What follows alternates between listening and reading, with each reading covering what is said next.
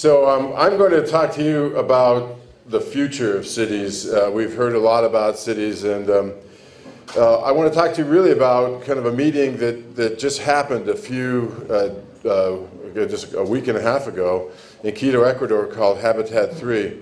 It's a meeting that takes place every 20 years. It's organized by the UN, but it's supposed to focus the nation states of the world, the 103 member states of the United Nations, on the future of cities and how they can help to support sustainable human habitation on the planet. I call this our last chance to get urbanization right, and that's kind of obvious if you start thinking about the numbers. We've all talked about the fact that we passed the point at which half of the population of the Earth lives in cities starting in 2007, and by 2030 it's going to be something more in the order of 70% of people. But I'm going to tell you a little bit about the New Urban Agenda, which is a non-binding agreement that came out of the UN Habitat 3 process. And I'm going to talk more about challenges for implementing the New Urban Agenda and how we're going to monitor success of the New Urban Agenda over the next 20 years. But just to start, I just want to contextualize this all, of course. You know, whether we're urbanists or not, we're all familiar with the numbers. 2.5 billion people will be moving into or be added to the cities of the world over the next 30 years or so. It's a big question where we're going to put them. And what's interesting about it is we've heard about, this is about megacities, and we've heard about several megacities this morning. Every megacity that we heard about this morning is either plateauing out in population size or shrinking. So if you wonder where we're going to put the 2.5 billion people, it's not going to be in megacities. It's going to be in the second and third tier cities. The greatest area of growth in cities is going to be population growth in cities of 300,000 to 1 million people. And many of those will double or triple in size. And we have to think about that because many of those places have almost no capacity to manage that growth. The challenge for megacities isn't to figure out how to manage growth. The challenge of megacities is to figure out how to minimize human impact on the planet. And we should be leading the way in megacities on doing that. And certainly there's a lot of room for improvement, especially if you've been breathing the air here in Beijing over the last few days. So just a few facts about cities of the world.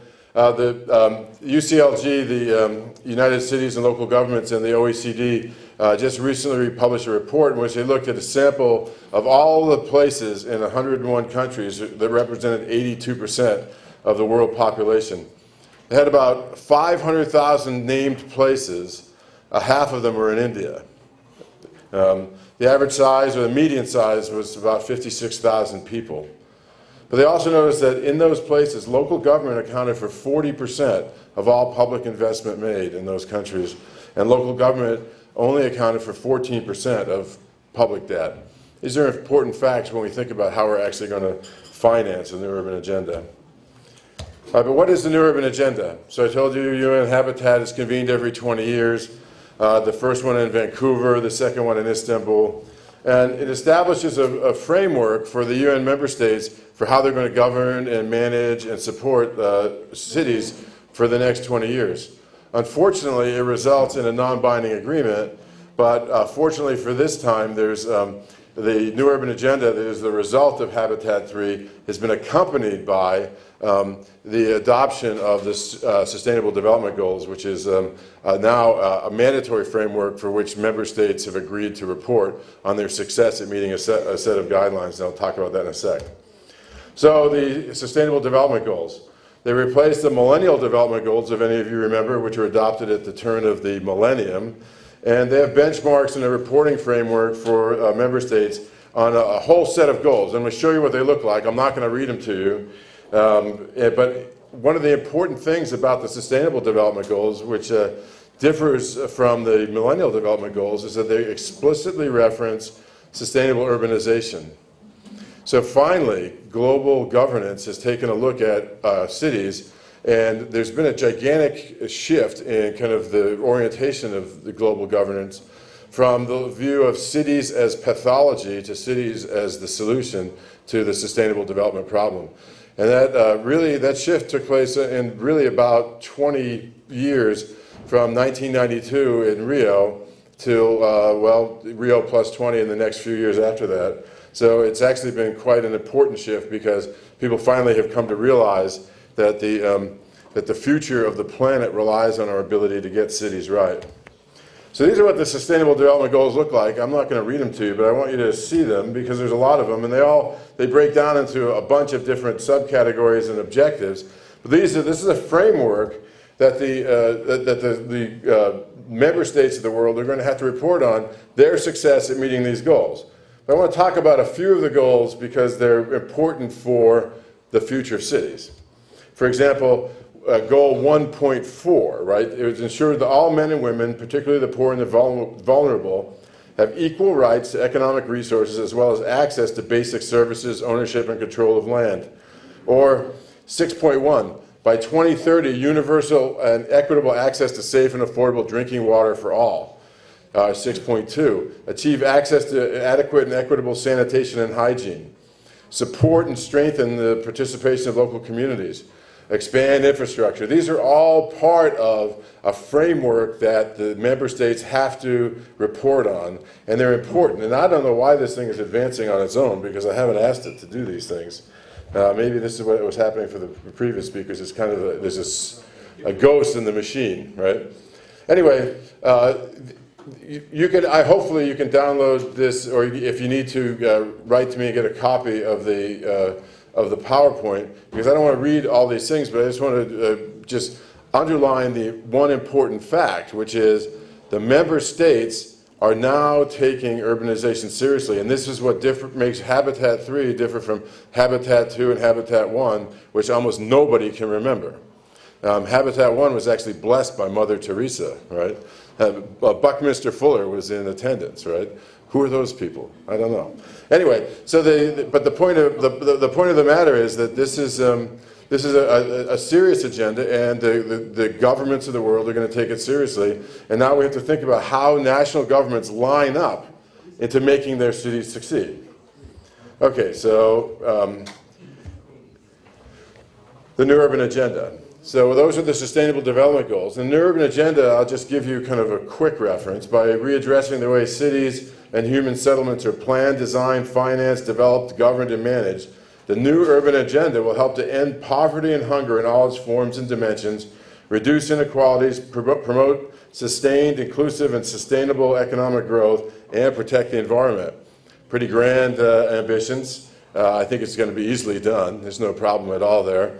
We're all on the job. But one of the important things about the New Urban Agenda is that it sets out a goal. It doesn't tell you how you're going to get there. And as you looked at the metaphor of sailing before, we don't know how we're going to sail to this new destination. And part of the challenge is, how do we implement? So I'm going to skip this. This is the priorities. I can give you a quick rundown. Balance between the environment and urbanization, gender equity, spatial equity. These are all the good things we all like in cities, the things we want to actually achieve in cities. But look at the last point, global monitoring to track success at achieving these priorities. It's a big question. How are we going to monitor our ability to get all these things done? But a couple other things about the New Urban Agenda, I mean, just to give you a peek into the logic of the New Urban Agenda. So the goal is really to find the mutually reinforcing relationship between urbanization and development. And the two concepts become parallel vehicles for sustainable development. And they're just broken into two kinds of enablers. Development enablers, these are the frameworks that harness the multiple, often chaotic forces of urbanization to promote and generate growth, like national urban policy. Although I don't know if we could pick out national urban policy out of a lineup in the United States, because we don't have one, right? And there's lots of member states that have no national urban policy. Hopefully they'll get the memo and actually start to think about creating one. Laws, institutions, and systems of governance. We've been talking about this for the last 2 days. And of course, the importance of the urban economy. That's a development enabler. And then the operational enablers for the New Urban Agenda are the things that bolster sustainable urban development and result in better outcomes, like good local fiscal systems that help local government to make the investments they need to provide the goods and services for their populations to thrive. Urban planning. And basic services and infrastructure. So how are we going to implement the new urban agenda? How are we going to get urbanization right and make the planet not just a good place for humans to exist on, but non-human species as well, so we can get out of the way. We can give open space to well, if the polar bears continue to exist, but even to other bears, right? So what's the biggest challenge for implementing the new urban agenda? We all know it. It's infrastructure. It's always infrastructure, right? Anybody who understands planning, anybody who thinks about cities, they always talk about infrastructure, and then the rest of the room goes to sleep. Because everybody knows how important infrastructure is, but nobody wants to pay for it, and nobody wants to maintain it. So the big challenge for infrastructure is that we need $91 billion US in the next 15 to 20 years to pay for, to upgrade and to pay for the new urban infrastructure we're going to need to bring 2.5 billion people into the cities of the planet. And if we want to make that infrastructure climate adaptive, we better add another $1 trillion a year. So that's a lot of money, right? So how does $91 trillion compare to the global GDP? Does anybody know what global GDP is? How many of you think that $91 trillion is actually more than the global GDP? Raise your hands. Nobody thinks that $91 trillion is more than global GDP. If you don't, what do you think global GDP is? Well, it's a quiz, all right? So world GDP is $71 trillion in 2015. So the answer is $91 trillion is more than $73 trillion. So we have to come up with more than global GDP over the next 20 years just to bring our infrastructure up to snuff and to create the infrastructure we're going to need to get 2.5 billion people into the cities. So $91 trillion, $4 to $5 trillion USD per year, or 7% of GDP. All right, around 7% of GDP. Now let's think about this. 7% of GDP, how much do we raise in terms of tax revenue for local governments to spend on infrastructure, right? Well, as it turns out, in developing countries, as a percentage of GDP, we raise in total taxes about 5% of GDP. And industrial, 2.3% of GDP, the far column over there. It's a little number, it doesn't matter. Point is, it's small relative to what we need.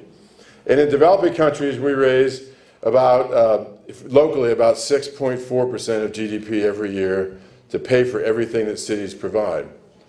So now we're asking for cities to come up with more than they already collect in all their taxes just to pay for infrastructure. Forget about the goods and services, the police, the fire protection, the lights, the other things that cities provide. This is just the infrastructure. This is digging up the streets and putting in the wires, putting in the pipes, putting in the roads, putting in the public transportation systems. So basically, we're going to need something bigger than right now the revenue base of all the cities of the world to just pay for the infrastructure. I'm telling you this not to disappoint you or to depress you. I'm telling you this because later I'm going to tell you how we're going to do it. So how will cities pay for the new urban agenda? The Lincoln Institute and the World Bank were asked to be chairs of Policy Unit 5 for Habitat 3, which was municipal finance and local fiscal systems. And basically what we did was we did an analysis of fiscal systems of all the cities of the world. We figured that if we're going to talk about it, we needed to find something that would both describe these fiscal systems and then diagnose the fiscal systems so we could figure out how we could intervene to make them stronger and better, right? And we broke it down into 5 categories. And the biggest category, and the one that escapes most people, are the rules of the game. And the rules of the game are actually not devised at the local level. The rules of the game are devised typically at the national level through legislative action, through constitutions that define the powers of local government. Whether local government can collect taxes, what the limitations are of the taxes they can collect, what expenditure responsibilities they have, what are they responsible for providing, schools, roads, whatever. So the rules of the game are really important, and they tend to be forgotten by people because nobody knows how you even change them, except you have to go to your national, state legislatures and change the rules. But very often they limit the ability of local government to get things done, and we need to examine those. We also need to examine expenditure responsibilities, revenues, financial management, borrowing. These are all components, and we put borrowing last because we wanted to put a fine point on this, that borrowing is not a way to meet your current expenditure needs. Borrowing is something you should do to invest. So if you're borrowing to pay for your lights, or you're borrowing to pay for your trash collection, then you're not really managing yourself very well. And I'm not going to go through these things, but if you download this, you'll be edified by this great presentation. Okay, but the answer to how we're going to pay for the New Urban Agenda is actually found in land. And I'm sure that's going to shock you, given that I come from the Lincoln Institute of Land Policy, that I think land is the answer. And if you don't think land is the answer, you should start reading Land Lines, because this is our quarterly publication, and there's a few of them circulating around the room. I urge you to get them. You can also download them from our website. But the way we're going to actually pay for urban infrastructure is twofold. We're going to use upfront investment through land value capture, and we're going to pay for ongoing expenses by using the property tax. As it turns out, the property tax is under-collected in almost every country in the world, and land value capture has only been used in a few places, and has only been used to cover a very small share of the kind of infrastructure investment it can cover.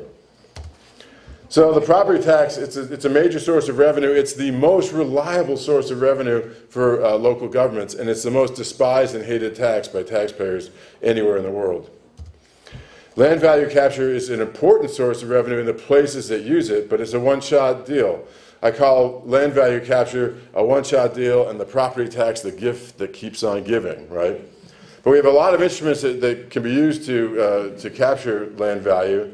But it goes to an important kind of philosophical question, which was, where does land get its value? If land gets its value from something like public investment, then who deserves that value of land? Does the public deserve it, or does the landowner deserve it? And our answer to that question at the Lincoln Institute of Land Policy is the public deserves it because they created the value. So if you make public investment, you add improvements to land, you should be able to recover that investment from the added value the land creates. As it turns out, if you look at the ratio between public investment and land price increases, the ratio usually runs between 6 to 1 and 10 to 1. And we've done this, we've looked at this empirically, at least in Latin America, and we've seen that unimproved land that's improved by public investment increases in value anywhere from 600% to 900%. So I'm going to talk about one very special place that uses land value capture very well. We've already heard about Sao Paulo, but in Sao Paulo, they do two things really well. They sell building rights through what they call the onerous grant for building rights, and they also auction off building rights in specific redevelopment areas of the city. And they do this based on a very radical proposition, which was they decided that they were going to limit the amount of floor area ratio that a landowner could build on his own to 1 FAR for the whole city. So if you buy land as a right, all you can do is build to 1 floor area ratio. If you want to build more, and building more is also defined by the master plan that says, well, in this area of the city you might want to build to 5 FAR, over here 3. You're going to buy anything from 1 to 3 to 5 from the city. And this is how it goes. You actually pay, compensate the city for the building rights, and the city then gives you the permission to do the building, right? In the other one, in the urban operations, it's very much the same thing where they say, all right, we're going to define a place so that we're going to do building. We're going to have my stupid thing. Okay, sorry. And then what they're going to do is they're going to actually go to public auction. They're going to auction off in 1 meter increments the ability to build above 1 FAR. And it's a little bit complicated because they had to have the rules of the game, the specific law that allows them to do these things, right?